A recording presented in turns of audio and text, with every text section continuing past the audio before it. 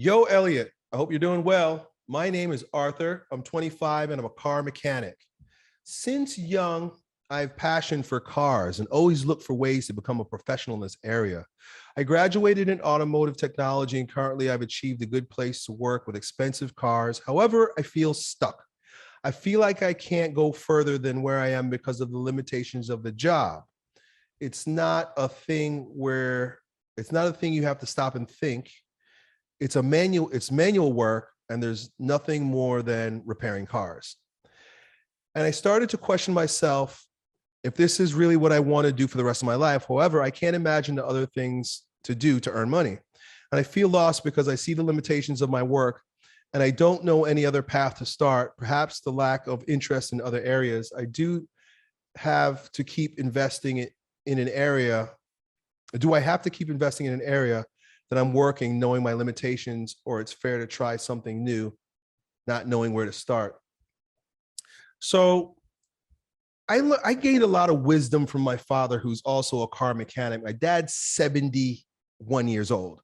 My dad has been working as fixing cars since he was 20 years old. So that's 50 years of fixing cars, doing the same thing every day. And I have never once heard my dad complain. I'm not comparing you to my dad, but I want to share a little bit of the wisdom I gained from him, and where I had some wrong thinking in my life that I had to correct, that it took me some time to realize, even though my dad was telling me I was wrong in my thoughts. So the very first thing I want to address is this lie, this fake idea that we've been fed in our culture. First of all, our culture is all about YOLO. It's all about effeminacy. It's all about pleasure, materialism, do you, pleasure yourself, emotionalism, feelings, passion, totally caught by the gynocentric bug. We think, act, and behave like women. And I'm there with you. I just want to put it that way, right? We've fallen for this ploy, this trick to turn us into feeling creatures, right? Or now it's like, they force boys to cry at school, right?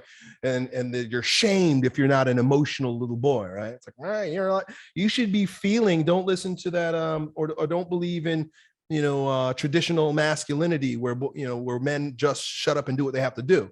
Well, that sounds good, especially if you're a mama's boy and like we do, live in a world where we're taught to think like women, but it's not very manly at all. My father's path is the manly path. My father's path is the righteous path. My father's path is the righteous sacrificial path for a man. And that is, do what you have to do every day, whether you feel like it or not. Chop wood, carry water, and life will unfold perfectly for you. I didn't get that. I didn't understand that. When I was younger, I rejected that. But I watch my dad now and I watch how magically his life unfolded by just doing what he has to do every single day, because that's what he was meant to do. There's so many indicators that you're doing exactly what you're supposed to do. Number one, you say you always had a passion for cars. So in fact, you're already fulfilling the passion thing. You say you always look for ways to be a professional in that area. You're 25 years old. That means most of your life you've done this. You graduated in automotive technology. You achieved a good place to work with expensive cars. The reason why you feel stuck is because you're looking outside yourself and being dazzled by shiny objects. You see other people doing other things, getting other things, going other places, and you wonder why you not too. This is the scourge of social media. This is the scourge of the internet. This is the scourge of having too much access to too many ideas and too many people to distract you. Part of the reason why I think my dad was so successful is because he doesn't have any distractions. My dad goes to work and he comes home. And then you know what he does when he comes home? He raises family and he did extra work. I remember him working in the garage, taking extra jobs. If he wasn't doing that, what was he doing? He was fixing the house, painting the house, burying plants. My dad loves trees, burying trees all over the yard. He'd go to work, chop wood, carry water, bring home cash, and then live the rest of his life. I think you're in a better place than my dad was, physically, right? But emotionally, much less. Emotionally, my dad had it all together because he realized, look, It's just my job. It's just my job. I don't make anything more of it than it is, and don't denigrate it. Instead, be grateful. He says, I started to question myself. Is this really what I want to do for the rest of my life? Don't think about the rest of your life. Why are you thinking about the rest of your life? You've spent the past 25 years. Let me put this in terms of the clock. For the first 12 years, the soil was being set for the second 12 years. From age 12 to 24, everything that you did and you assert got you to where you are right now. This is that all that was you preparing for the next phase of your life. Don't think about what you're going to do forever. Think about what you're going to do with the tools that you've been given for this new phase in your life. You're going into a third season of your life, the next 12 years, between 24 and 36. You've been given your tools. You've been given your place. You've been given the skills. You're fully prepared and totally armed to dominate what you've got right now, but you're getting ADD again, just like we all do. You're getting ADD. You're starting to think. Stop thinking.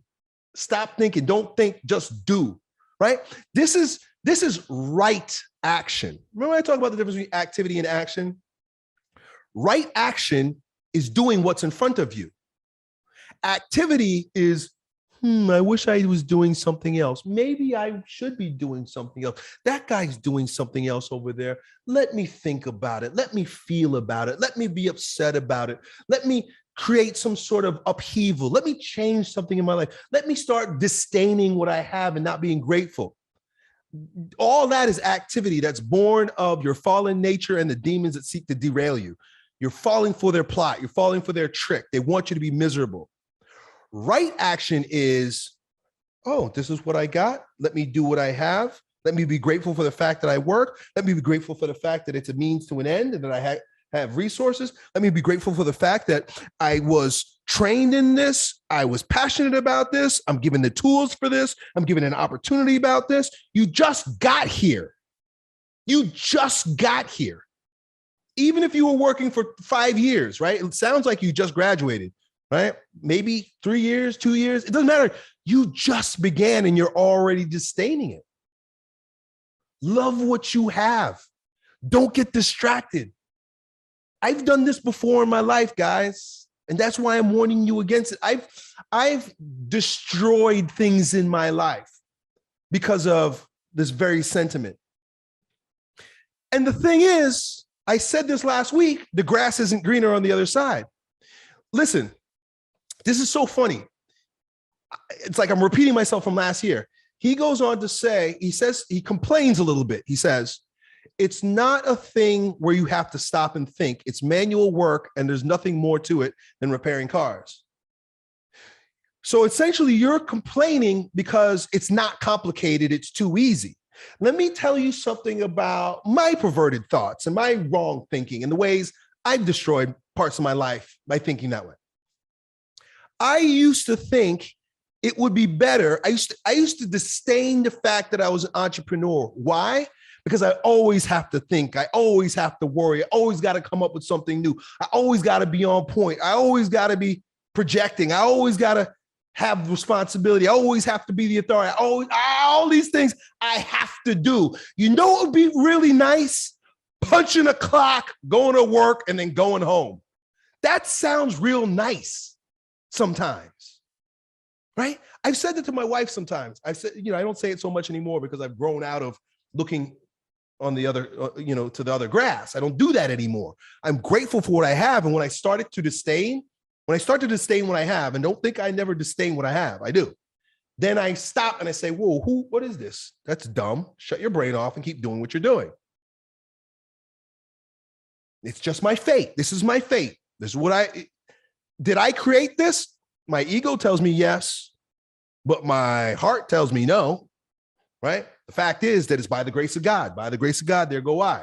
Everything I have is by the grace of God. I didn't make YouTube. I didn't decide to come here when YouTube came out. I had no idea. I didn't grow up thinking I'm going to be a YouTube celebrity, right? YouTube influencer. Keep getting blurry. right? None of that is real. None of that happened. It was by the grace of God. And it's by the grace of God that you got where you are as well. Be grateful, right? Be grateful for what you're complaining about. You say, oh, it's manual work and there's nothing more than repairing cars. Like I said, for 50 years, that's what my dad did. But here's the thing, and this is what I would offer you as well. My dad doesn't just fix cars for 50 years. My dad is the best at fixing cars wherever he goes. He's worked at multiple shops, usually because he quits, because my dad's kind of like us too. My dad's a 70-year-old version of me, and I'm a 40-year-old version of a lot of you. We kind of have that in us. So my dad will quit jobs because he gets in fights with the boss and stuff, and just various things. My dad's a crazy dude too. But no matter where he goes, he's the best. That's why nobody fires him. He never gets fired. He usually leaves because he makes the most money because he works the fastest and the most complete. And he's also the most arrogant. And he has high expectations for what they should provide him with so he can get his job done. Like, for example, he won't use the computers. My dad's like, I ain't use no damn computers. I've been doing this for 50 years. I don't have no computers. So they get someone to be his assistant to do the computers so that my dad can do his job because he does it so damn well. Rather than thinking about doing something else, focus on being the best at what you do. You say there's nothing more than repairing cars, but do you ever make mistakes? Could you do it faster? Could you do it more effectively? Could you put more love? Could you put more care into repairing the cars? Right? This is something my dad said to me the other day. He was here and he was talking about his boss. My dad's so funny. I got to get him on these shows sometimes. I got to get my dad making videos. He's like, he was complaining. This is what my dad complained about. He says, yeah, the boss invites me into office. He wants to give me money. So what are you giving this money for? This is not my money. What are you giving this money? So my dad's like upset because this guy's giving money. Whenever somebody gives him a gift, my dad, he thinks it's a form of manipulation. Where am I going with this story? I forgot. Anyway, the bottom line is to be grateful for what you have. I think the bottom line with the story was that the guy was trying to like, here it is. He was trying to like, my dad thinks manipulate. In a way, he's right. He's like, by giving him a bonus money. And my dad was like, no, take that money and put it into the shop. He said, no, I don't want that. I don't want that. I've been telling you to paint the shop for the past year. Nobody did it. I've been telling you to get more lights in here. Nobody did it. You want to give me $300? You keep it and do what I've been telling you to do with it. That was my dad's attitude about it. But then he went on to say, this guy doesn't realize, as my dad, he says, my boss doesn't realize I'm not working for him. I'm not working for that money. I'm working for the customer. You got to understand that I'm doing what I have to do in order to provide a great service for the customer. This is my dad's mindset. It's like, I could care less about the boss. I care less about what they do. As long as I get paid for doing what I am doing, don't give me any extra because I'm not doing it for you. I'm doing it for my customers. So what you can work on if you're bored, right? Because it sounds like you're bored and you want something to wrestle with. Wrestle with your own perspective on what's going on here. Because I get that too. I get ADD. I'm like, I kind of tap this out. This is kind of getting boring. Let me go find some. But rather than that, come at it from a different perspective. Come at it from a different angle. See it differently. In fact, I say see it for what it really is. Right? Which in a lot of ways is just a means to an end. Don't be so attached to your job. Don't be so in love with what you do. Realize that it's okay. It's okay that it's a means to an end. There's nothing, it's not ignoble, right?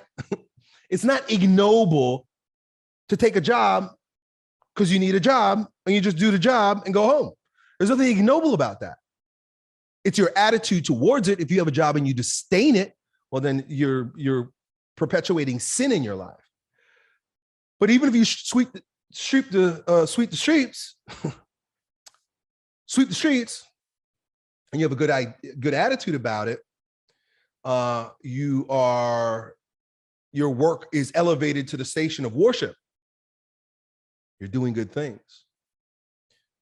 He says, I feel lost because I see the limitations of my work and I don't know another path to start. See the limitations, but don't be hypnotized by them. Don't worry about starting another path. I hope that you hear this and it releases a burden from off your shoulders. That's really what I think. I think you're carrying a burden that is an irrational, unnecessary burden. Stop it all together. Turn your brain off and just do what's in front of you, dude. Done. Yo, it's your bro, Elliot. I hope you enjoyed that video. If you did, you ought to know that it was a clip from one of my most recent King Transformation classes with my students, where, among other things, we get together about 4 or 5 hours a week and we speak on things as it relates to becoming kings in our lives in fitness, business, and with women. If that sounds like you and you want to join a like-minded group of men who are growing stronger every day, in every way in this degenerate age, then it's real simple. Just follow me on Instagram and then DM me the word King, K-I-N-G, and then me and my team will get back to the details to see if you qualify. I really hope to see you at the next meeting. Done.